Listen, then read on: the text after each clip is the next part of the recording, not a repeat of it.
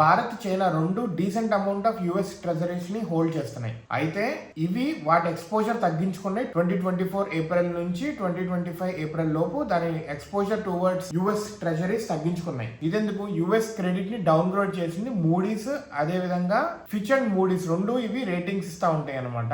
US credit ratings ని తగ్గించింది. China అనేది 1.8% తగ్గించింది, భారతదేశం 0.4% తగ్గించుకుంది. మెయిన్ రీజన్ ఏంటంటే పెరుగుతున్న inflation as well as high fed fund rates. ఈ రెండు మెయిన్ రీజన్ అని చెప్తున్నారు. అమెరికా కూడా 2024 అండ్ 2025 లో అన్సర్టనిటీ బాగా ఉంది. ఒకటి పొలిటికల్ చేంజ్ జరిగింది, అదే విధంగా చేంజ్ జరిగిన తర్వాత టారిఫ్స్ కావచ్చు, యుఎస్ గ్రోత్ కూడా డిక్లైన్ అయింది 2.8 నుంచి 1.6 కి. సో ఈ రీజన్స్ అన్ని కలిపి యుఎస్ ఫండ్స్ లో పెడితే గనక వచ్చే రిటర్న్స్ చాలా తగ్గుతున్నాయి అని చెప్పి వాటి ఎక్స్పోజర్ టువర్డ్స్ యుఎస్ ఫండ్స్ ని తగ్గించుకుంటా ఉన్నారు డెవలపింగ్ కంట్రీస్, అందులో మేజర్ గా భారత్, చైనా కూడా.